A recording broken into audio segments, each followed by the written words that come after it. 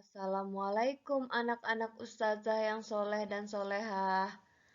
Apa kabar anak-anak ustazah hari ini? Insya Allah anak-anak ustazah dalam keadaan sehat walafiat ya. Apakah anak-anak ustazah sudah siap untuk belajar?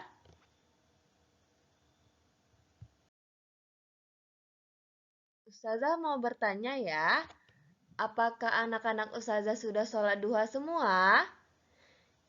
Jika belum sholat duha, anak-anak ustazah bisa memberhentikan sejenak video pembelajaran ustazah, kemudian anak-anak ustazah sholat duha dahulu ya.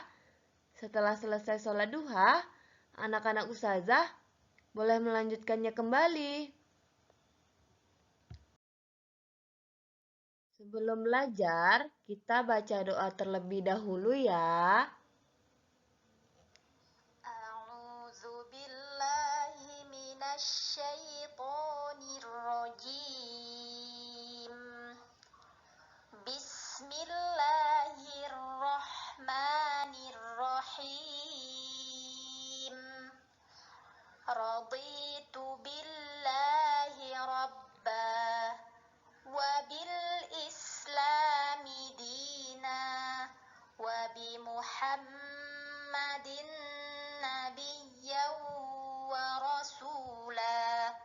Rabbi zidni ilma warzuqni fahma. Rabbi shrah li sadri wa yassir li amri wahlul 'uqdatam min lisani yafqahu qawli. Amin ya rabbal alamin. Anak-anak ustazah, hari ini kita akan belajar tematik, tema 1, subtema 4, dan pembelajaran 6. Anak-anak ustazah bisa membuka buku tematik halaman 108. Halaman 108. Pada halaman 108 terdapat ayo mendengarkan. Nina dan Adi sedang beristirahat selesai bermain. Mereka duduk-duduk sambil mendengarkan cerita. Ibu Nina menceritakan sebuah dongeng. Dongeng yang diceritakan Ibu Nina dan Adi yaitu Kerbau dan Burung Jalak. Pagi itu, kerbau mencari makan di padang rumput. Tiba-tiba, burung jalak hinggap di punggungnya. "Hai burung jalak, mengapa kau hinggap di punggungku?" tanya kerbau.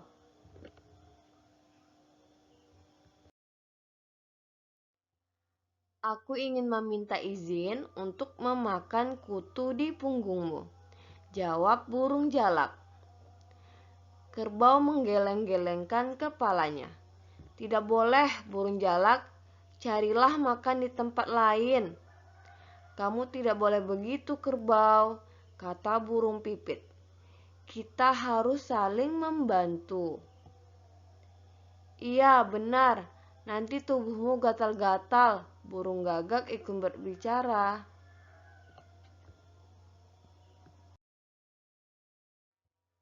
"Aku bisa mengusir kutu dengan ekorku," kerbau berkata sambil mengibaskan ekornya. Burung jalak merasa sedih. Ia lalu pergi ke tepi padang rumput. Beberapa jam kemudian, kerbau mulai merasa gatal-gatal. Ia tidak mampu mengusir kutu-kutu hanya dengan ekornya.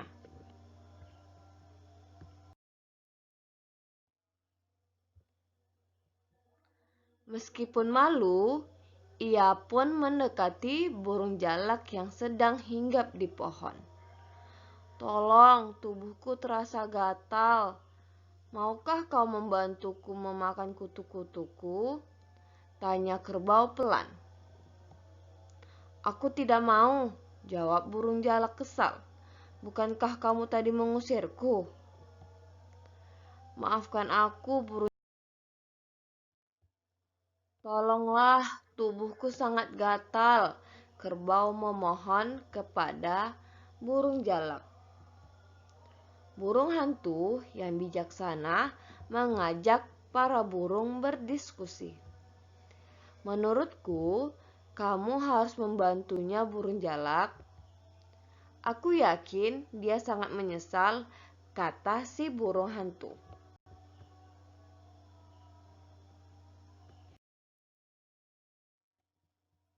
Burung pipit ikut berpendapat. "Benar, bukankah kita harus saling membantu?" "Aku juga setuju dengan pendapat mereka," burung gagak berkata. Akhirnya, burung jalak setuju untuk membantu kerbau. Kerbau sangat berterima kasih. Burung jalak mendapat makanan berupa kutu si kerbau. Kerbau juga diuntungkan karena tidak merasa gatal lagi. Mereka bekerja sama. Sejak itu, burung jalak selalu menemani kerbau di padang rumput. Anak-anak ustazah, dongeng kerbau dan burung jalak menceritakan ada sebuah burung, yaitu burung jalak, yang sedang hinggap di punggung salah satu seekor kerbau. Burung jalak ingin membantu memakan kutu-kutu pada badan kerbau, tetapi kerbau menolaknya karena kerbau berkata dia bisa mengusir kutu-kutu tersebut dengan mengibaskan ekornya.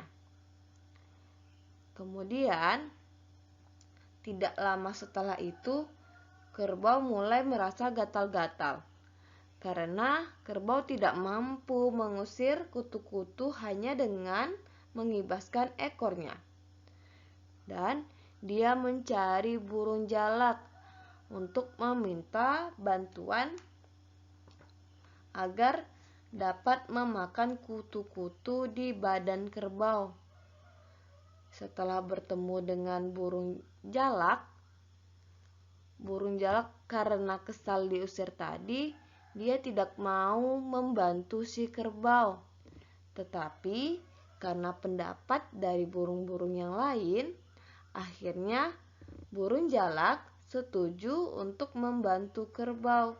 Dan kerbau sangat berterima kasih. Semenjak itu, burung jalak dan kerbau selalu bekerja sama dan selalu pergi ke padang rumput secara bersama-sama. Anak-anak ustazah, dari dongeng kerbau dan burung jalak, pesan apa ya yang bisa kita ambil?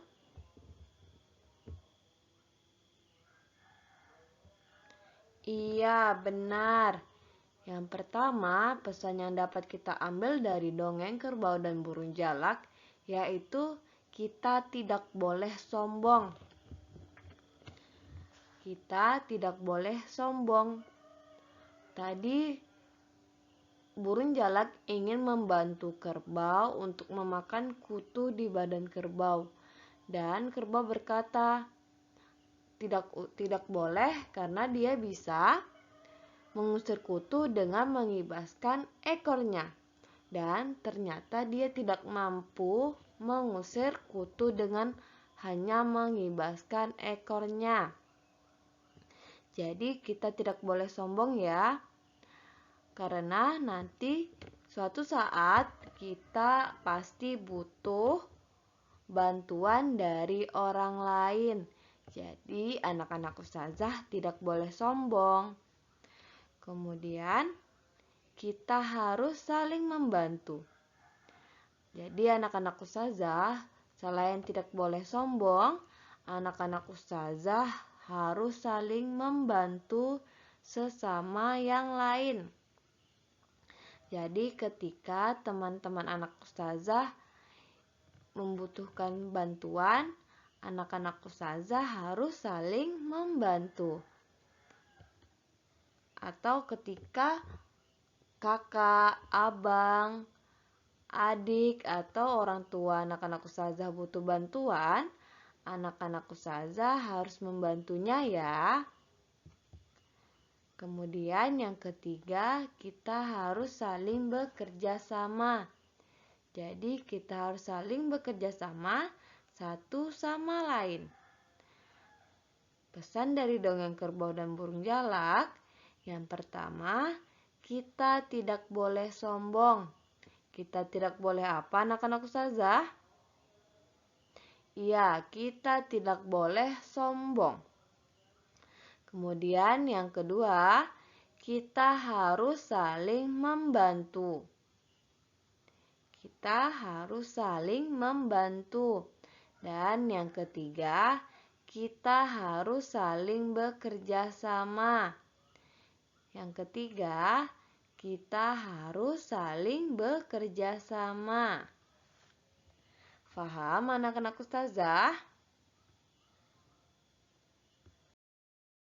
Kemudian, selain ada pesan yang terdapat dari dongeng kerbau dan burung jalak, juga terdapat kalimat penolakan. Kira-kira yang mana ya yang merupakan kalimat penolakan dalam dongeng kerbau dan burung jalak?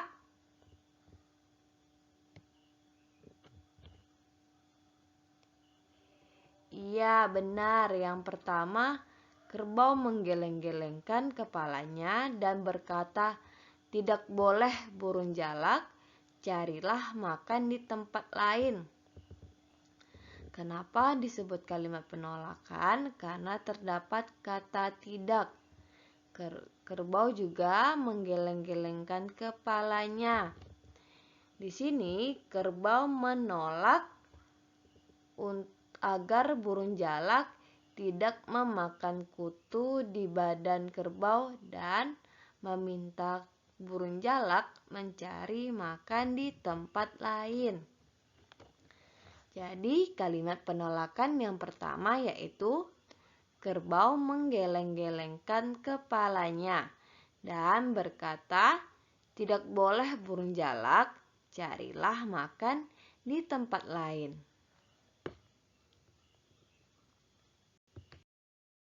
Kemudian, kalimat penolakan yang kedua yaitu, "Aku tidak mau," jawab burung jalak kesal. "Bukankah kamu tadi mengusirku?" Di sini burung jalak menolak untuk memakan kutu di badan kerbau. Karena tadi burung jalak sudah diusir. Jadi burung jalak tidak mau makan di badan kerbau. Kenapa di sini disebut kalimat penolakan? Karena terdapat kata tidak. Jadi kalimat penolakan yang kedua yaitu, "Aku tidak mau," jawab burung jalak kesal. "Bukankah kamu tadi mengusirku?" Faham anak-anak ustazah?